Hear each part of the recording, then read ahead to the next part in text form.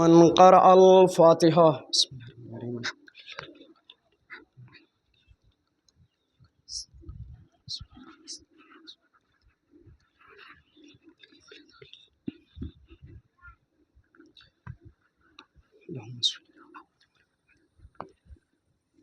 لا حول ولا قوة إلا بالله العلي العظيم.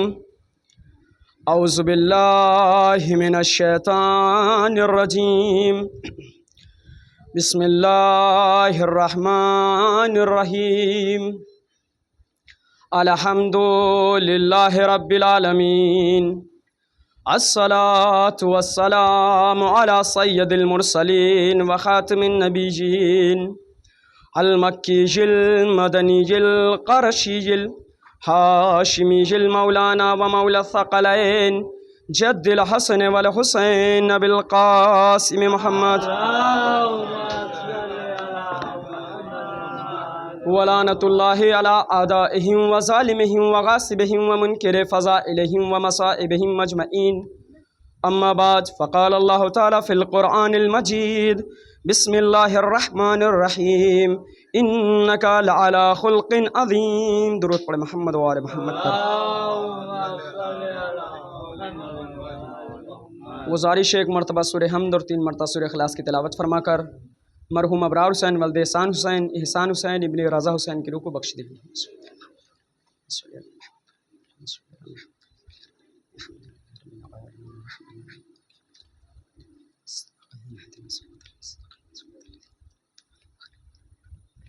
بسم اللہ الرحمن الرحیم. بسم اللہ الرحمن الرحیم.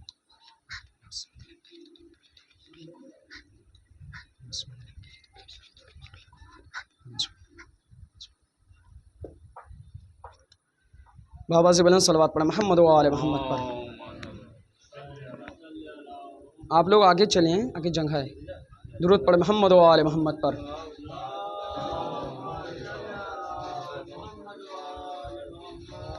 تمام حمد، تمام تعریفیں، تمام ستائشیں اس خالق کائنات کے لیے، اس مالک کائنات، اس مالک ارض و سما کے لیے کہ جس نے ہمیں شرف بخشا کہ ہم عرش والوں کا ذکر کر سکیں.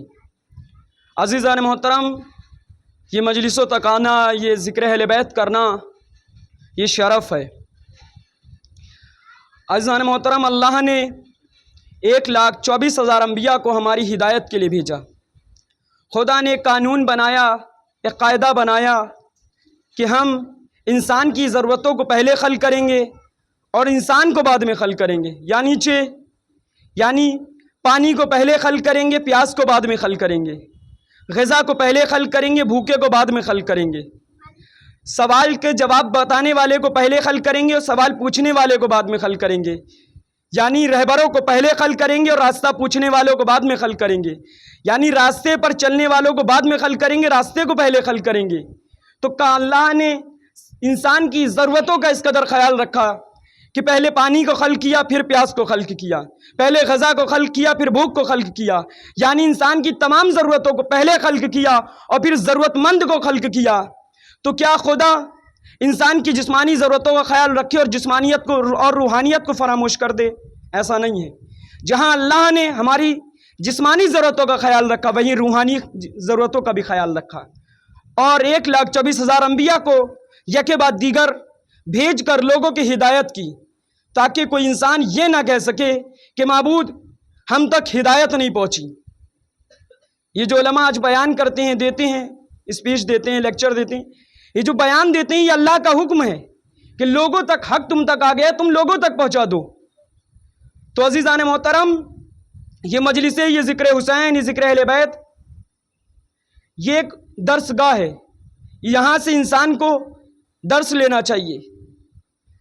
1,24,000 انبیاء آئے، جناب آدم آئے، انہوں نے بتایا کہ دیکھو باطل جو ہے ابلیس کی شکل میں آ سکتا ہے. جناب ابراہیم نے بتایا کہ دیکھو باطل نمرود کی شکل میں آ سکتا ہے. جناب موسیٰ نے بتایا دیکھو باطل فرعون کی شکل میں آ سکتا ہے. آخری رسول محمد مصطفیٰ صلی اللہ علیہ وآلہ وسلم نے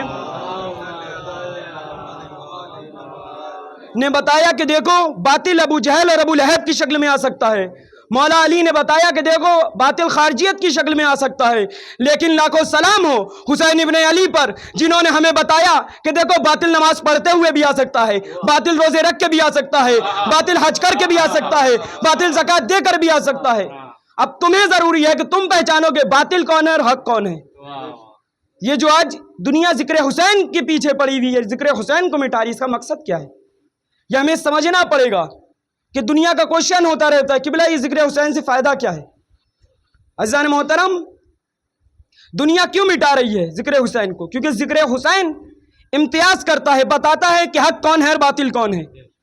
دنیا سوال کرتی ہے نا، مٹانے کی کوشش کرتی ہے، لیکن ہسٹری موجود ہے، تاریخ بتاتی ہے کہ وہ تخت و تاج مٹ گئے، وہ حکومتیں مٹ گئیں، وہ مال و ثروت برباد ہو گیا، وہ سلطنتیں مٹ گئیں۔ ذکر حسین کل بھی زندہ تھا، ذکر حسین آج بھی زندہ ہے، ذکر حسین کل بھی زندہ رہے گا۔ عزیزان محترم، ہمیشہ وہ چیزیں مٹتی ہیں جو لاوارث ہوتی ہیں، لیکن جن کا وارث پردے غیب سے بیٹھ کے حفاظت کر رہا ہو۔ اسی لیے دنیا نہ آزادار کو مٹا سکی، نہ آزاداری کو مٹا سکی۔ درود پڑھے محمد و آل محمد پر۔ عزیزان محترم، اور ایک چیز ہم اپنے ذہن سے نکال دیں کہ مجلسیں جو ہو رہی ہیں یہ ہماری وجہ سے ہو رہی ہے۔ جیسے میں سوچنے لگوں کہ اگر میں نہ ہوتا تو یہاں پہ مجلس نہ ہوتی، کوئی شخص یہ سوچنے لگے میں نہ آتا تو مجلس کی ابتدا نہ ہوتی، میں نہ ہوتا تو کوئی نوحہ پڑھنے والا نہ ہوتا، یعنی میرے ذہن میں یہ آ جائے کہ ہم ہیں تو مجلس باقی ہے، ہم ہیں تو یہ ذکر حسین باقی ہے، ہم ہیں تو یہ جلسے باقی ہیں، ہم ہیں تو یہ جلوس باقی ہے، ہم ہیں تو یہ ماتم باقی۔ یہ سوچنا غلط ہے کہ یہ چیزیں ہماری وجہ سے باقی ہیں، بلکہ دراصل ہم ان کی وجہ سے باقی ہیں۔ اگر ہم ذکر حسین چھوڑ دیں تو دنیا ہمیں مٹا کر رکھ دے۔ اور دنیا کا سوال دوسرا کیا ہوتا ہے کہ بلا فائدہ کیا ہے ذکر حسین سے؟ ذکر حسین سے ہمیں ملتا کیا ہے، فائدہ کیا ہے؟ پوری دنیا میں 57 ممالک ایسے ہیں جن کو اسلامک کنٹری کے نام سے جانا جاتا ہے۔ پڑھے لکھے لوگ بیٹھے ہیں جو میری بات کی تائید کریں گے، علماء بیٹھے ہوئے ہیں کہ 57 ممالک ایسے ہیں جن کو اسلامک کنٹری کے نام سے جانا جاتا ہے۔ ہر انسان کہتا ہے اسلامی ملک ہیں، لیکن جب کسی مسلمان پر اور جب کسی انسان پر ظلم ہوتا ہے تو جو ظالم کی آنکھوں میں آنکھیں ڈال کر اس کی اوقات بتاتا ہے، اس نے درس سے کربلا سے لیا ہے۔ یہ جو آج آپ ایران کو دیکھ رہے ہیں، سپر پاور امریکہ کی آنکھوں میں آنکھیں ڈال کر ظالم کی اوقات بتا رہا ہے، یہ کیا ہے؟ اس نے درس کربلا سے درس لیا ہے کہ ہم کم ضرور ہیں لیکن ہم ظالم سے مخالفت کرتے ہیں اور مظلوم کی حمایت گزار ہیں، کیونکہ مولا علی نے ارشاد فرمایا کہ بیٹا حسن، ظالم کے مخالف رہنا، مظلوم کی حمایت گزار رہنا، مظلوم کے ساتھ کھڑے رہنا۔ اب وہ علی کا چاہنے والا ہو ہی نہیں سکتا جو یہ کہے کہ بلا کیا بتاؤں مجبوری ہے۔ عزیزان محترم، مجبوریوں کا نام علی کو ماننے والا نہیں ہوتا۔ علی کا ماننے والا وہی ہے جو ظالم کی آنکھوں میں آنکھیں ڈال کر اس کی اوقات بتا سکے، اور یہ واحد ایران ہے اور دیگر ممالک ہیں۔ آپ دیکھ سکتے ہیں سوشل میڈیا پر اور ویب سائٹ پہ جا کے آیت اللہ خامنائی صاحب، آیت اللہ سستانی اور دیگر مراجعین نے واضح طور پر فتویٰ دیا کہ اسرائیل پروڈکٹ کا یوز کرنا حرام ہے، حرام ہے، حرام ہے۔ کیسے حرام ہے؟ جیسے آپ سور کا گوشت کھا لیں، کتے کا گوشت کھا لیں، اسی طریقے سے ان کو بھی حرام کر دیا۔ کیوں؟ کیونکہ آپ جب اس کی چیزیں خریدیں گے تو حمایت ہوگی اس کی، اور اسلام نہیں چاہتا کہ کسی ظالم کی حمایت ہو۔ تو ہمیں چاہیے کہ ہم اپنے علماء کی پیروی کریں، ہم ان کی پیروی کریں کہ جن سے اسلام آیا ہے، جو وارث قرآن ہے۔ درود پڑھے محمد و آل محمد۔ عزیزان محترم، اسلام ہمیں پیغام دیتا ہے، اور اہل بیت جو آئے ہیں، رسول خدا جو آئے ہیں، وہ ہمیں پیغام مات دینے کے لیے آئے ہیں، آئیڈیل بن کے آئے ہیں، نمونہ بن کے آئے ہیں کہ ہمیں ان کی سیرت پر چلنا ہے۔ قرآن کہہ رہا ہے وَاعْتَصِمُوا بِحَبْلِ اللَّهِ جَمِيعًا وَلَا تَفَرَّقُوا۔ علماء کرام بیٹھے ہوئے ہیں، ترجمہ پوچھ سکتے ہیں کہ اللہ کی رسی کو مضبوطی سے پکڑے رہو، آپس میں اختلاف نہ کرنا۔ ہم کیا کر رہے ہیں کہ بلا ہم تو ہاتھ کھول کے نماز پڑھتے ہیں، وہ ہاتھ باندھ کے نماز پڑھتے ہیں۔ ہم ہاتھ کھول کے پڑھ رہے ہیں، وہ ہاتھ باندھ کے نماز پڑھ رہے ہیں۔ پڑھ تو رہے ہیں۔ آیت اللہ امام خمینی فرماتے ہیں کہ ہم اس چیز میں لڑے مرے جا رہے ہیں کہ ہاتھ کھولنے ہیں یا باندھنے ہیں، دنیا ہمارے ہاتھ کاٹنے میں لگی ہوئی ہے۔ ہمیں توجہ دینا ہے۔ ٹھیک ہے، آپس کے اختلافات ہیں، ہم بیٹھ کر مباحثہ کریں، بحث کریں، دینی گفتگو کریں. یہ کسی بھی شریعت میں نہیں ہے کہ آپ جو دینی گفتگو نہ کریں. آپ کے عقائد بھی بیان کریں، ہم بھی اپنے. آپ قرآن سے پیش کریں، ہم بھی قرآن سے پیش کریں. اس میں کوئی اختلاف نہیں ہے. اور تمام علماء کرام، تمام شیعہ کے تمام بڑے علماء کرام کا سیدھا صاف ستھرا فتویٰ ہے کہ کسی کے مقدسات کی توہین کرنا حرام ہے. کیوں؟ کیونکہ کسی کی بھی دل کو ٹھیس پہنچانا اسلام اجازت نہیں دیتا.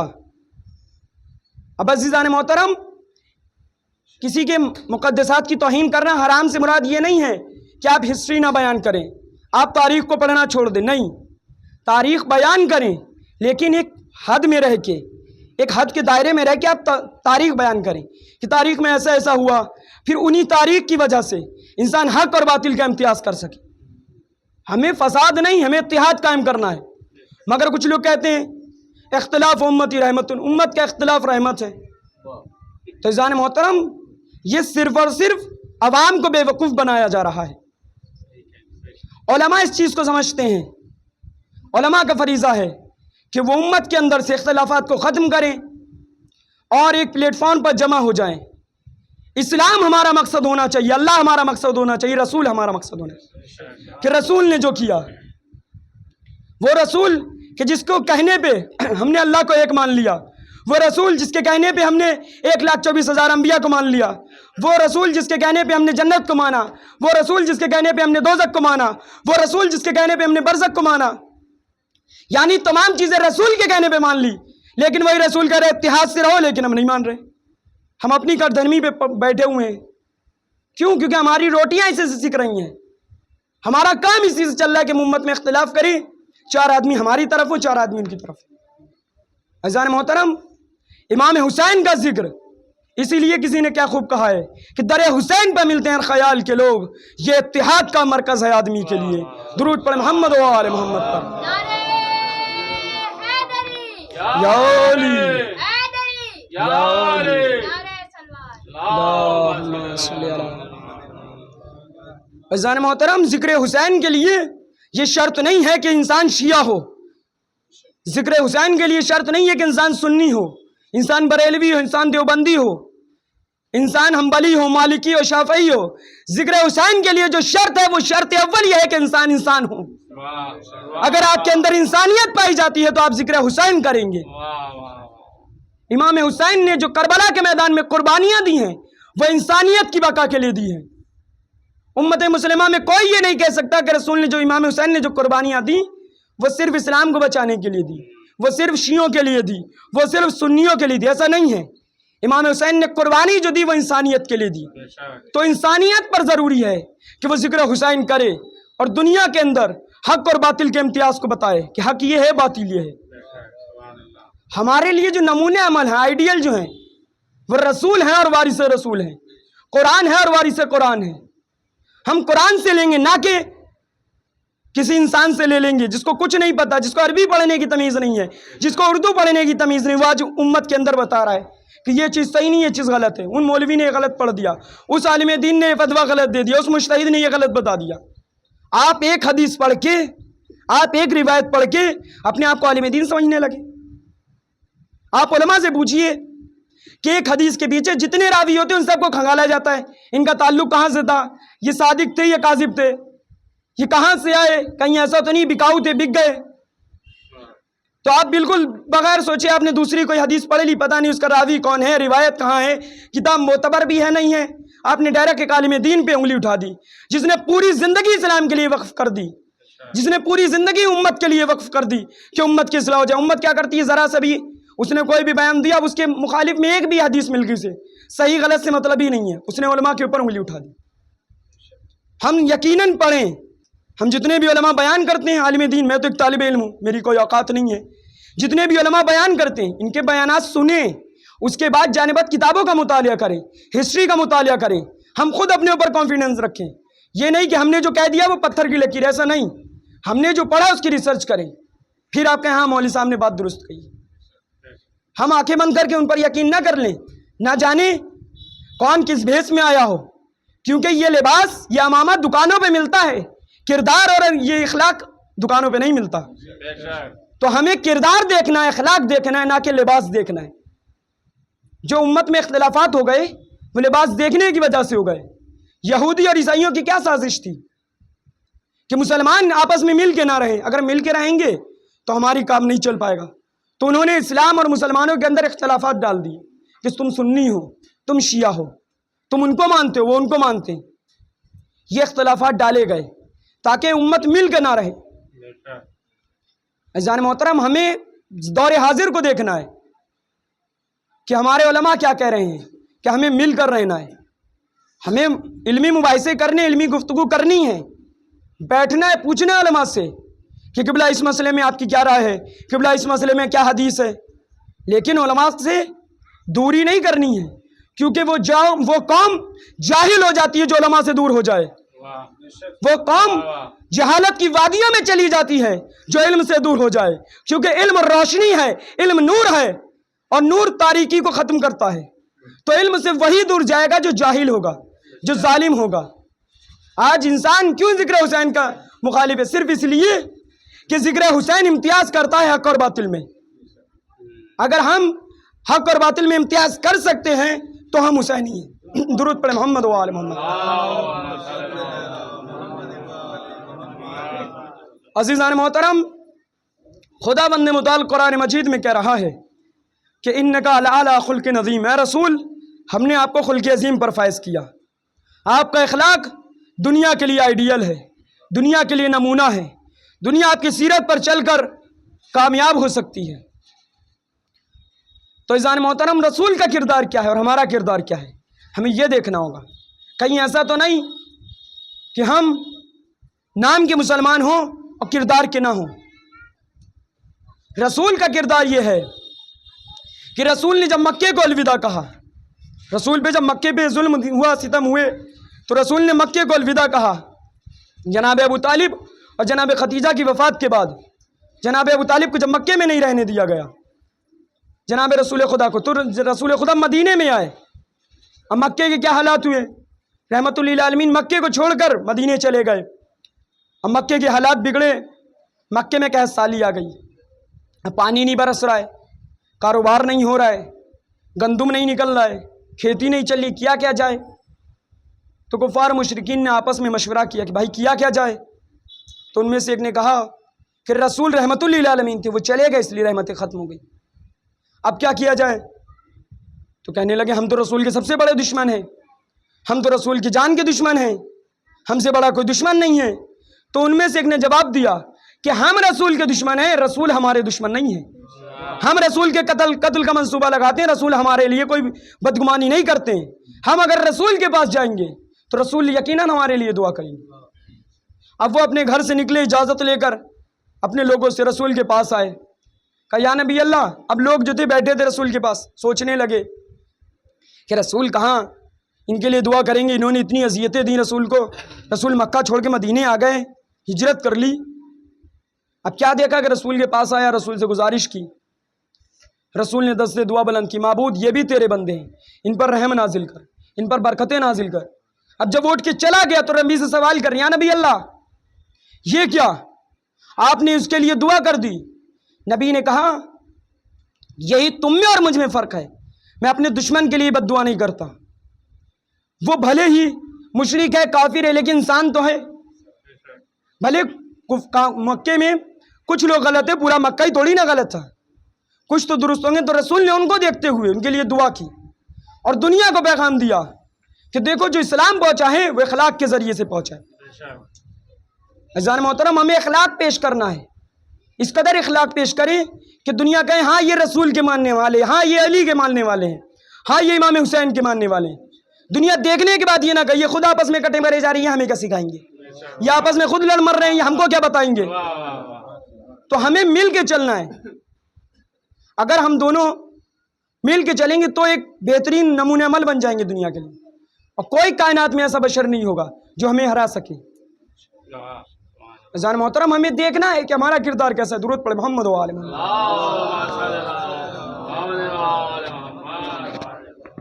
اور یہی کردار وارث قرآن کا بھی ہے۔ کیا کہ روایتوں میں ملتا ہے ایک مرتبہ مولا علی کی جنگ ہوئی، اب جو ان کے دشمن تھے انہوں نے نہر پر قبضہ کر لیا، قبضہ کرنے کے بعد پہلا اعلان کیا کہ دیکھو ہم تمہیں پانی نہیں دیں گے، پہلی فرصت میں اعلان کر دیا ہم تمہیں پانی نہیں دیں گے، پانی تم پر بند ہے۔ کہا ٹھیک ہے بھائی تم نہ دو۔ اب کچھ دن بعد مولا کے لشکر نے اس پر حملہ کیا۔ علی کسے کہتے ہیں دیکھیے، اب جب دوبارہ لشکر پہ حملہ کیا تو مولا علی کے لشکر نے پانی پہ قبضہ کر لیا۔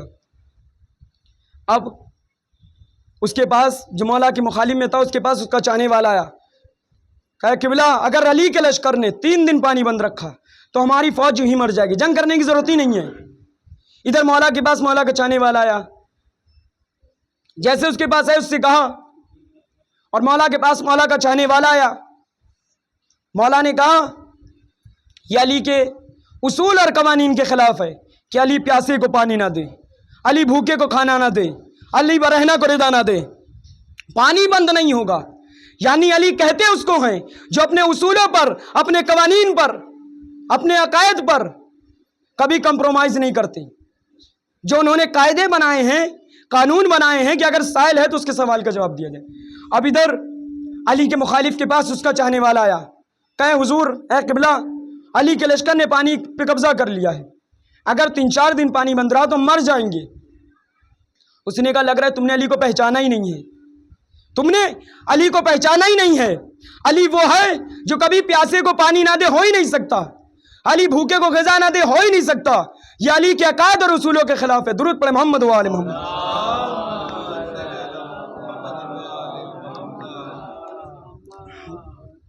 تو عزیزان محترم، یہ ہے علی۔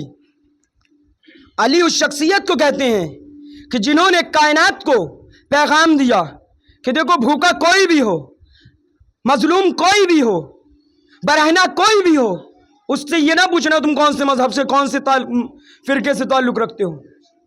تمہارا فریضہ اول یہ ہے کہ تم اس کی حمایت کرو، تم اس کی مدد کے لیے کھڑے رہو۔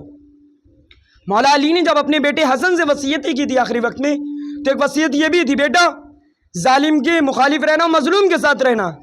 کوئی مولوی، کوئی مفتی، کوئی عالم دین مجھے یہ بتا دے کہ مولا علی نے یہ بات میں کہو کہ اگر مظلوم شیعہ ہو تو اس کی مدد کرنا، مسلمان ہو تو اس کی مدد کرنا، سنی ہو تو اس کی مدد کرنا، بریلوی ہو تو اس کی مدد کرنا۔ مولا علی نے کلن فیصلہ دیا کہ مظلوم جس قوم اور ملت سے ہو، جس فرقے سے ہو، جس مذہب سے ہو، جس قبیلے سے ہو، تمہارا فریضہ اول یہ ہے کہ تم اس کی مدد کرو۔ یعنی ہم مسلمانوں کا فریضہ اول یہ ہے کہ وہ جو مظلوم ہیں ان کی حمایت کریں اور ظالم کے مخالف رہیں۔ مولا علی سے ایک جنگ میں ایک شخص نے سوال کیا، وہ تلوار، وہ ذوالفقار جس کا وار کوئی نہ روک سکے، اسے ایک سوال نے روک دیا۔ کہا یا علی ایک سوال ہے۔ مولا علی نے تلوار کو واپس نیام میں رکھا، پہلے پوچھا سوال بتا کیا ہے تیرا۔ کہا یا علی میں نے سنا آپ جنگ جو ہے تلوار کے بل بوتے پہ جیتتے ہیں۔ کہا بس اتنا سا؟ کہا یہ لو میری تلوار لے لو۔ کہا آپ علی بتائیے کہ آپ جنگ کیسے جیتیے گا، اب آپ جنگ فتح کیسے کیجئے، کیونکہ تلوار تو آپ نے مجھے دے دی۔ تو مولا علی نے ایک جملہ کہا، قیامت کا جملہ کہا کہ علی جنگ تلوار کے بلبوتے پر نہیں، کردار کے بلبوتے پر جیتتا ہے۔ علی جنگ تلوار کے بلبوتے پر نہیں، کردار کے بلبوتے پر جیتتا ہے۔ اب ہمیں بھی اسلام جو پہنچانا ہے تلوار سے نہیں، کردار سے پہنچانا ہے۔ ہم ایسا کردار بنا لیں کہ اگر مظلوم کوئی بھی ہو تو ہم اس کی مدد کریں، مانگنے والا کوئی بھی، سائل کوئی بھی ہم اس کی مدد کریں، کیونکہ یہ علی کے اصولوں کے قوانین کے خلاف ہے کہ مظلوم کی مدد نہ ہو۔ آج ہمارا کیا رویہ ہے؟ ہمارے گھر پہ کوئی دک الباب کرے، کون بھائی مانگنے والا آیا ہوں، بھکاری ہوں، تو ہم 1 منٹ کے لیے 2 روپے نکالیں گے اور پہلے سوچیں گے دیں نہ دیں، دیں نہ دیں، معلوم نہیں مستحق ہے یا نہیں ہے۔ ہم کیا سوچ رہے ہیں؟ معلوم نہیں کہ مستحق ہے یا نہیں ہے۔ ایک مرتبہ اپنے اوپر بھی نظر کر لیں، اللہ نے ہمیں اتنی نعمتوں سے نوازا ہے کہ ہم مستحق ہیں بھی ہے اس کے نہیں ہیں۔ اللہ نے ہمیں اتنی نعمتیں دی ہیں، اللہ نے ہمیں مالدار بنایا، دولت دی، عزت دی، شہرت دی، سب کچھ عطا کیا، ہم اس کے لائق تھے بھی یا نہیں تھے؟ تو ہم دینے میں کنجوسی نہ کریں۔ سائل کوئی بھی اس کا سوال ہو یا جو بھی سوال ہو، اس کے سوال کو پورا کیا جائے۔ یہ ہے اہل بیت کے قوانین، یہ اہل بیت کے اصول۔ علی کی دور حکومت میں علی نے کیا دیکھا؟ ایک شخص ہے جو بھیک مانگ رہا ہے، مولا علی نے اس کو بلایا، کہا یہاں آؤ، کیا ہوا؟ کہا یا علی، کہا بھیک کیوں مانگ رہے ہو؟ میری حکومت ہے، کس لیے بھیک مانگ رہے ہو؟ کہا یا علی، جب تک ہاتھ پیر سلامت تھے، چل پھر لیتا تھا، کام کر لیتا تھا، تب تک تو میں نے محنت کی، اب میرے پیروں میں اتنی جان نہیں ہے، جسم میں اتنی قوت نہیں ہے کہ میں کام کر سکوں۔ اب یہ کون ہے؟ مسلمان نہیں، یہودی ہے۔ مولا علی علیہ السلام نے کہا کہ اس کی ضرورتیں بیت المال سے پوری کی جائیں، اس کی تمام پریشانیوں کو بیت المال کے ذریعے سے مکمل کیا جائے، اور اس کا ایک وظیفہ معین کر دیا کہ اس کا جو وظیفہ ہے وہ اتنا دیا جائے۔ تو کسی نے سوال کیا یا علی یہودی ہے، آپ یہ کیا کر رہے ہیں؟ یہودیوں کی مدد کر رہے ہیں۔ علی نے کہا یہودی سے پہلے وہ انسان ہے، انسانیت کا فریضہ ہے کہ انسان کا خیال رکھا جائے، اور دوسری چیز یہ کہ انسان ہے پہلی چیز، اور دوسری چیز یہ کہ جب تک وہ صحیح تھا وہ انسانیت کی خدمت کرتا رہا، وہ معاشرے کی خدمت کرتا رہا، وہ سوسائٹی کی خدمت کرتا رہا۔ اب کیا ہمارا کوئی فریضہ نہیں کہ ہماری دور حکومت میں وہ محنت کرتا رہا، کام کرتا رہا، اس سے ہمیں فائدہ حاصل ہوتا رہا، آج وہ جب لاغر اور پریشان ہے تم اس کو اس کے حال پہ چھوڑ دیں؟ کہا یہ ایسا نہیں ہوگا۔ تو عزیزان محترم، ہمارا فریضہ ہے کہ اگر کوئی مستحق ہے تم اس کی مدد کریں، ضروری ہے کہ تلاش کریں، کیونکہ آج کل فراڈیا زیادہ ہیں، لوگ بیوقوف بنانے والے زیادہ ہیں۔ تو اگر ہم کوئی بھی مال اپنا، خمس ہے، زکوٰۃ ہے یا صدقہ جو بھی دیں، یقیناً پتہ کر کے دیں کہ ہم صحیح ہاتھ میں دے رہے نہیں، کیونکہ بہت سے لوگ ماشاءاللہ خدا نے انہیں دیا تو وہ زیادہ نکالتے ہیں، کیا ہوتا ہے بعد میں پتہ چلا وہ غلط ہاتھ میں چلا گیا، خمس نکالا غلط جگہ چلا گیا، زکوٰۃ نکالا غلط جگہ چلا گیا، کیا ہے پھر سے نکالو، کیونکہ تم پر فرض اول یہ ہے کہ تم تحقیق کرو جس کو تم خمس دے رہے ہو، زکوٰۃ دے رہے ہو، وہ مستحق ہونا چاہیے۔ صدقے کے لیے تو ہے کہ کسی کو بھی دے سکتے ہیں، اس کے بھی الگ شرائط ہیں، لیکن خمس اور زکوٰۃ کے لیے کہ مستحق ہونا چاہیے اور اس کے شرائط ہیں۔ اسلام نے ہمیں ایسے ہی لاغروں بیچار نہیں چھوڑ دیا کہ جیسے سمجھ میں آئے ویسے کرو، جیسے تمہاری مرضی کرے ویسے کرو، نہیں، ہمیں اسلام پر چلنا ہے، دین پر چلنا ہے۔ درود پڑھ محمد و آل محمد۔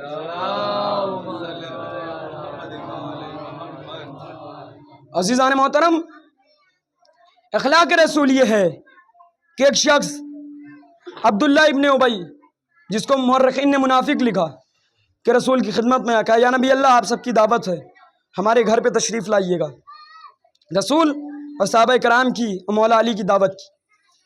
اب اس نے گھر پہ انتظام کیا کیا کہ رسول کو جہاں بٹھانا تھا وہاں گڈھا کھدوا کر سلاخیں لگوا دی اور اس میں زہر ڈلوا دیا اور اس کے اوپر ہلکی سی لکڑی کی پرت رکھ دی کہ رسول بیٹھیں گے معاذ اللہ اور وفات پا جائیں گے، شہادت پا جائیں گے، اور کھانے میں زہر ملوا دیا، یعنی رسول کا بھی انتظام اور رسول کے ساتھ رہنے والوں کا بھی انتظام۔ اب رسول اور رسول کے ساتھ شمع رسالت کے پروانے صحابہ کرام رضوان اللہ اجمعین اور مولا علی علیہ السلام، درود پڑھ محمد و آل محمد۔ اب اس کے گھر تشریف لائے، اس کی بیٹی نے، اس کے گھر والوں نے انتظام کر دیا، رسول اپنی جگہ پر بیٹھی۔ اب جیسے ہی غذا سامنے آئی، نبی نے غذا کو دیکھا، دیکھنے کے بعد غذا نے سوال کیا یا نبی اللہ کیا کروں؟ نبی نے کہا اپنے اثر کو ختم کر دی۔ تمام لوگوں نے کھایا اور چلے گئے۔ اب اس کی لڑکی نے حکم دیا تھا کہ نبی جہاں پر بیٹھے وہاں پہ ہلکا تختہ لگانا، معمولی باریک سے لگا دینا جس میں کام ختم ہو جائے۔ اب وہ جیسے ہی ہے، اس نے لگ رہا ہے کہ میرے غلاموں نے میری مخالفت کر دی ہے۔ اب کیا کیا؟ اس نے چیک کرنا شروع کیا، جیسے ہی تختے پر کھڑی ہوئی واصل جہنم ہو گئی۔ اب گھر والوں نے سوچا ہو سکتا ہے کھانے میں زہر نہیں ملا تھا اس لیے اثر نہیں کیا، اب انہیں کیا معلوم، رحمت للعالمین آئے تھے۔ اب گھر والوں نے غذا کھائی، گھر والے بھی واصل جہنم ہو گئے۔ اب وہ رسول کی خدمت میں، نبی نے کہا کیا ہوا، کیوں پریشان ہو؟ یا نبی اللہ میرا گھر تباہ ہو گیا، برباد ہو گیا۔ کہنے کیا ہوا؟ اب منافق فکر کا تھا، اس کے دل میں کچھ تھا اور زبان پہ کچھ تھا۔ کہنے یا نبی اللہ میری بیٹی آپ کو بہت چاہتی تھی، آپ کی محبت میں چھت پہ کھڑی ہوئی تھی آپ کے دیدار کے لیے، جب آپ جا رہے تھے اوپر سے گری اور وفات پا گئی، شہادت پا گئی۔ گھر والوں کے بارے میں بھی اس نے کہانی بنا دی۔ جب اس رسول نے کہا کہ میری بیٹی وفات پا گئی تو نبی نے کہا انا للہ و انا الیہ راجعون۔ جب کہا میرے گھر والے وفات پا گئے، کہا انا للہ و انا الیہ راجعون۔ اب وہ چلا گیا، جانے کے بعد پاس بیٹھے لوگوں نے سوال کیا، یا نبی اللہ آپ نے یہ جواب کیوں دیا کہ انا للہ و انا الیہ راجعون؟ آپ کہتے کہ جیسا تو نے کیا ویسا تو بھر رہا ہے، جو تو نے بویا وہ تو نے کاٹا۔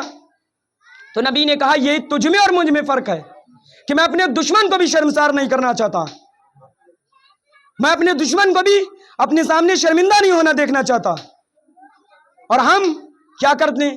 کوشش میں لگے رہتے ہیں کسی طریقے سے اس کو ذلیل کر دیں۔ مسلمان بھائی ہے، انسانیت پائی جاتی ہے اس میں، لیکن ہمارا ارادہ کیا رہتا ہے؟ کسی طریقے سے اس کو ذلیل کر دیں، اس کو رسوا کر دیں، سوسائٹی میں اس کی بے عزتی کر دیں، صرف کس لیے؟ اپنے مزے کے لیے، اپنی تفریح کے لیے۔ چار آدمی بیٹھے ہیں تو کسی کی مزہ لے رہے ہیں، اگر کوئی غریب ہے کیوں کر رہے ہیں؟ صرف مزے کے لیے۔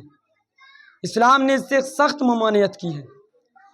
کسی انسان کی، کسی مسلمان کی توہین کرنا، اس کی اہانت کرنا حرام ہے۔ خود ذاتاً اپنی توہین کروانا، میں کوئی ایسا کام کروں یا آپ کوئی ایک ایسا کام کرے جس سے آپ کی توہین ہو رہی ہے اور دین اور اسلام کی توہین ہو رہی ہے، تو یہ آپ پر حرام ہے۔ اسلام کہتا ہے کہ آپ اپنی توہین نہیں کروا سکتے تو دوسرے کی توہین کیا کریں؟ تو اسلام عزت اور وقار بخشنے کے لیے آیا تھا۔ اسلام آپ کو باعزت بنانے آیا تھا، باوقار بنانے آیا تھا، بفضیلت بنانے آیا تھا۔ یہ آپ کا مقدر ہے کہ آپ اپنے اپنا سر دیوار سے دے ماری تو آپ کی غلطی ہے، لیکن اسلام آپ کو باعزت باوقار بنانے آیا تھا۔ اگر آپ نے دین اہل بیت سے لیا ہوتا، رسول سے لیا ہوتا، قرآن سے لیا ہوتا، وارث قرآن سے لیا ہوتا، تو یقیناً آپ گمراہ نہ ہوتے۔ رسول نے کہا تھا انی تارکم فیکم الثقلین کتاب اللہ و عطرتی، میں تمہارے درمیان دو چیزیں چھوڑے جا رہا ہوں، قرآن اور عطرت، ان دونوں کو پکڑے رہنا۔ یہ نہیں کہ ہم قرآن کو چھوڑ دیں، صرف اہل بیت کو پکڑ لیں، یا قرآن کو پکڑ لیں اہل بیت کو چھوڑ دیں، کیونکہ قرآن ناطق ہے، قرآن صامت ہے۔ اب قرآن کو سمجھنے کے لیے وارث قرآن کے در پر جانا پڑے گا۔ تو ہمیں اگر قرآن سمجھنا ہے تو ہمیں وارث قرآن کے در پر جانا پڑے گا۔ قرآن کہہ رہا ہے وَلَوْ أَنَّا قُرْآنًا سُيِّرَتْ بِهِ الْجِبَالُ وَقُطِّعَتْ بِهِ الْأَرْضُ وَكُلِّمَ بِهِ الْمَوْتَىٰ، کہ قرآن کے ذریعے زمین کی مسافتوں کو طے کیا جا سکتا ہے، قرآن کے ذریعے سے مردے سے کلام کیا جا سکتا ہے، قرآن کے ذریعے سے ایک جگہ سے دوسری جگہ جایا جا سکتا ہے۔ تو اب یہ کون بتائے گا کہ قرآن کے ذریعے سے ایسا ہوگا؟ تو جو وارث قرآن ہوں گے وہ ہمیں بتائیں گے کہ اس طریقے سے قرآن کے ذریعے سے جایا جا سکتا ہے۔ ہم قرآن کو اپنا آئیڈیل بنائیں اور وارث قرآن سے دین لیں۔ جب ہم وارث قرآن سے دین لیں گے، کیونکہ جو حافظ قرآن ہوتے ہیں وہ ممبر سے قرآن پڑھتے ہیں، اور جو وارث قرآن ہوتے ہیں وہ نوک نیزہ سے قرآن پڑھتے ہیں۔ فرق ہے بھائی، فرق ہے۔ ہمیں ان سے قرآن لینا ہے جو نوک نیزہ سے قرآن پڑھ کے بتائیں۔ آج دنیا اعتراض کرتی ہے کہ رسول کو آخری وقت میں ہذیان ہو گیا تھا، معاذ اللہ ثم معاذ اللہ، نقل کفر نہ باشیے، کہ رسول نے آخری وقت میں یہ کہا۔ عزیزان محترم، امام حسین نے نوک نیزہ سے تلاوت کر کے دنیا کو پیغام دے دیا کہ جس کا نوازا سر تن سے جدا ہونے کے بعد قرآن میں ذرہ برابر کی تبدیلی نہ کرے، اس کا نانا اگر زندگی میں کچھ طلب کرے تو تمہارے ذہن کی کمی ہے۔ ہم اس قوم سے تعلق رکھتے ہیں جو مرنے کے بعد بھی سنتی بھی ہے، سمجھتی بھی ہے۔ دنیا نے ہمیں مٹانے کی کوششیں کی لیکن ہم مٹے نہیں ہیں۔ ہم اس قوم، اس فرقے سے تعلق رکھتے ہیں جو مرنے کے بعد بھی زندہ رہتی ہے، سنتی اور سمجھتی ہے۔ اگر سنتی اور سمجھتی نہ ہوتی تو ہمارا مولوی، ہمارا عالم دین قبرستان میں جانے کے بعد، شانہ ہلانے کے بعد یہ نہ کہتا اسمع افہم، سن اور سمجھ، سن اور سمجھ۔ بھائی سننا اس بات کی دلیل ہے کہ کان بہرے نہیں ہوئے ہیں، سمجھنا اس بات کی دلیل ہے کہ دماغوں کو ہذیان نہیں ہوا ہے۔ دنیا ہمارے رسول پر تہمتیں لگائی دے رہی ہے، تو رسول اور آل رسول ان کا مقام اور صحابہ کرام کا مقام ہم سے بہت بلند ہے، ہم ان سے تقابل نہ کریں بیٹھ کے۔ آج دنیا اعتراض سوال کرتی قبلہ عزاداری افضل یا یہ مجلس افضل؟ یہ سوال کس کا رہتا ہے؟ یہ سوال ان لوگوں کا رہتا ہے جن کو ایک چیز چھوڑنی ہو، جس کو نہ یا تو مجلس چھوڑنی ہو، یا عزاداری چھوڑنی ہو، یا کسی کو نماز چھوڑنی ہو۔ اگر آپ تاریخ پڑھیں گے، مولا سجاد سے بڑھ کر کوئی عابد بیمار نہیں ہے، کوئی عبادت گزار نہیں ہے، جس کو سید الساجدین کہا گیا، زین العابدین کہا گیا، اور ان سے بڑا کوئی عبادت گزار نہیں ہے۔ تو ہمیں عبادت گزار بھی رہنا ہے، عزادار بھی رہنا ہے۔ عزادار یعنی کیا؟ عزادار خالی یہ مطلب نہیں ہے کہ مجلسیں کر لیں، جلوس کر لیں، ماتم کر لیں، نہیں۔ عزادار یعنی ذمہ دار۔ عزادار جتنے یہاں سب بیٹھے سب عزادار ہیں، اور سب ذمہ دار ہیں۔ اگر مجلس میں آ رہے ہیں تو ہر انسان کی ذمہ داری ہے کہ ڈسپلن کا خیال رکھیں، نظم و ضبط کا خیال رکھیں۔ ہر بزرگ کی ذمہ داری ہے کہ گندگی کا خیال رکھیں، جہاں جلوس ہو رہا ہے اس کے بعد صفائی کا خیال رکھیں۔ ہم خود زیادہ ہمارے اوپر فرض ہے کہ اگر ہم ڈسپوزر سے چائے پینے تو اس کو ڈسٹ بن میں ڈالیں، کیونکہ ہم عزادار ہیں۔ عزادار یعنی ذمہ دار۔ ہمیں اپنی فارملٹی سمجھتے ہوئے، اپنی ذمہ داری سمجھتے ہوئے عزاداری کو ذمہ داری کی طرح نبھانی ہے۔ یہ نہیں کہ بس ہاں بھائی کام چل رہا ہے، بس باپ دادا کرتے تھے تو مجلس کرنی ہے، باپ دادا جلوس کرتے تھے تو کرنا ہے، ایسا نہیں۔ یہ عزاداری ہم تک بڑی مشقتوں سے آئی ہے، اور جو دین ہم تک پہنچا ہے بڑی مشقتوں سے پہنچا ہے۔ علماء نے قربانیاں دی ہیں، ائمہ اہل بیت علیہ السلام نے قربانیاں دی ہیں۔ ارباب ازاں کربلا کے میدان میں جب سب شہید ہو چکے تو امام حسین نے آواز اس سے خاصا بلند کی، حل من ناصر ینصرنا، کہ ہے کوئی جو حسین غریب کی مدد کو آئے۔ ارباب ازاں کون حسین؟ فاطمہ کا لال حسین، نبی کا نواسہ حسین، نبی کے دل کا چین حسین، وہ رسول، وہ حسین کہ جس کو نبی جگہ جگہ پر پہچنوا رہے ہیں۔ کبھی حاضہ حسین فارفوہ کہہ کے پہچنوا رہے ہیں، کبھی حسین منی وانا من الحسین کہہ کے پہچنوا رہے ہیں، لیکن امت نے نہیں پہچانا۔ حسین کربلا میں اس قدر یک و تنہا ہے، آواز بلند کر رہا ہے کوئی جو مدد کے لیے آئے۔ میرا دل کہتا ہے شاید کٹے ہوئے سروں سے آواز آئی ہو، مولا اگر ہمیں موت نے مجبور نہ کیا ہوتا تو ہم آپ کی آواز پہ لبیک کہتے۔ ارباب ازاں مولا حسین خیمے میں آئے، خیمے میں آنے کے بعد تمام سیدانیوں سے رخصت ہوئے، تمام سیدانیوں کو الوداع کہا۔ روایتیں کہتی ہیں کہ امام حسین رہوار پر سوار ہوئے۔ ایک مرتبہ جب امام حسین خیمے سے نکلے، کبھی دائیں دیکھتے ہیں، کبھی بائیں دیکھتے ہیں، نہ علی اکبر ہیں، نہ محمد ہیں، نہ بھائی عباس ہے۔ یہ منظر جناب زینب نے دیکھا، آنے کے بعد کہا بھیا کیا دیکھ رہے ہو؟ علی اکبر نہیں ہیں اور محمد نہیں ہیں، بھیا عباس نہیں ہیں۔ اب زینب علی اکبر بنے گی، اب زینب عباس بنے گی، اب زینب اور محمد بنے گی۔ جناب زینب نے امام حسین کو رہوار پر سوار کیا۔ امام حسین چاہتے ہیں کہ مقتل کی طرف چلیں، گھوڑے نے زمین کی طرف اشارہ کیا۔ مولا نے کہا اس پہ وفادار ایک مرتبہ مقتل میں پہنچا دے، آخری سواری ہے، اس کے بعد زہرا کلال تجھ سے سوال نہیں کرے گا۔ ایک مرتبہ رہوار نے زمین کی طرف اشارہ کیا، امام حسین گھوڑے سے زمین پر تشریف لائے۔ کیا دیکھا؟ 4 سال کی بچی گھوڑوں کے سموں سے لپٹی ہوئی کہہ رہی اے بابا کے اس پہ وفادار، بابا کو مقتل میں نہ لے جا، کیونکہ جو مقتل میں گیا واپس نہ آیا۔ مولا نے کہا بیٹی سکینہ تم نے ابھی بابا کو رخصت کر دیا تھا، اب یہ روکنے کا وجہ کیا ہے؟ ایک مرتبہ روایتیں کہتی ہیں جناب سکینہ کہتی ہیں بابا ایک مرتبہ اس طرح میرے سر پہ دست شفقت پھیر دو جس طرح یتیم مسلم کے سر پر پھیرا تھا۔ امام حسین نے سوال کیا بیٹی کیوں کہہ رہی ہو، کس لیے کہہ رہی ہو کہ میں تمہارے سر پہ دست شفقت پھیر دوں؟ جناب سکینہ کہتی ہیں بابا آپ کی شہادت کے بعد شمر کے تازیانے ہوں گے، شمر کے تماچے ہوں گے، کوئی دست سے شفقت پھیرنے والا نہ ہوگا۔ ارباب ازاں فاطمہ کا لال 3 روز کا بھوکا پیاسا کربلا کے میدان میں آیا، فوج عادہ سے کہا اے فوج عادہ تم نہیں جانتے میں فاطمہ کا لخت جگر ہوں، میں نبی کا نواسہ ہوں، میں علی کا بیٹا ہوں، جو نہیں جانتا مجھے پہچان لے۔ ارباب ازاں امت نے نہیں پہچانا۔ امام حسین نے تلوار کو نیام سے نکالا، جنگ کرنی شروع کی، ایسی جنگ کی کہ روایتیں کہتی ہیں فوج عادہ کوفے کی دیواروں سے ٹکرانے لگی۔ آواز غیبی آئی یا ایتھا النفس المطمئنہ ارجعی الی ربک راضیۃ مرضیہ، یا اے نفس مطمئنہ پلٹا، اے نفس مطمئنہ تم نے شجاعت کے جوہر دکھا دیے، اب صبر کے جوہر دکھاؤ۔ امام نے تلوار کو نیام میں رکھا۔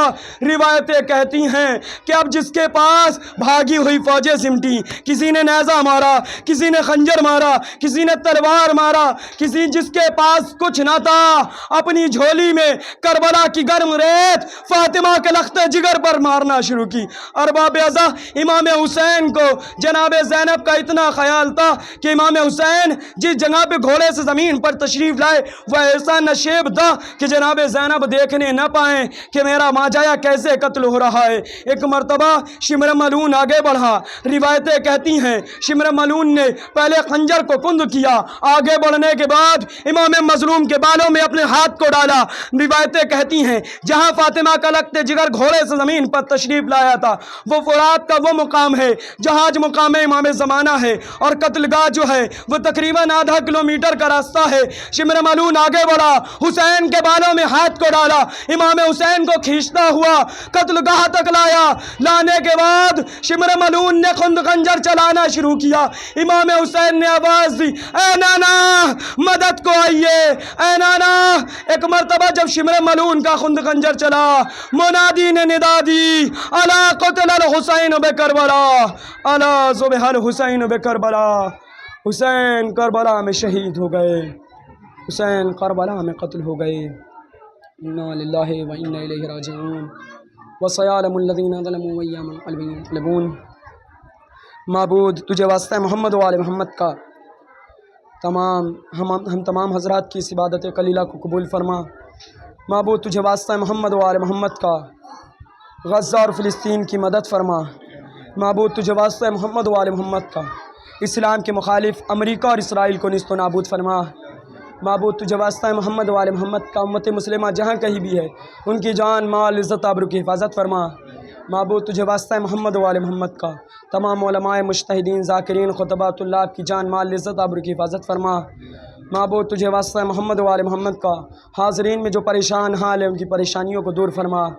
معبود تجھے واسطہ محمد و آل محمد کا جناب علی اصغر اور جناب سکینہ کا واسطہ جو بے اولاد ہیں انہیں اولاد نگینہ عطا فرما. معبود تجھے واسطہ بیمار کربلا کا جو بیمار ہونے بیمار کربلا کے صدقے میں شفا کاملہ واجلہ عطا فرما. معبود تجھے واسطہ محمد و آل محمد کا یہ دنیا ظلم و جور سے بھر چکی ہے، منتقم خون حسین امام زمانہ کے ظہور میں تاجیل فرما اور ہم سب کو ان کے امان و انصار میں شمار فرما. ایک مرتبہ سورہ حمد، 3 مرتبہ سورہ اخلاص کی تلاوت فرما کر ابرار حسین ولد احسان حسین ابن رضا حسین کی روح کو بخش دیں.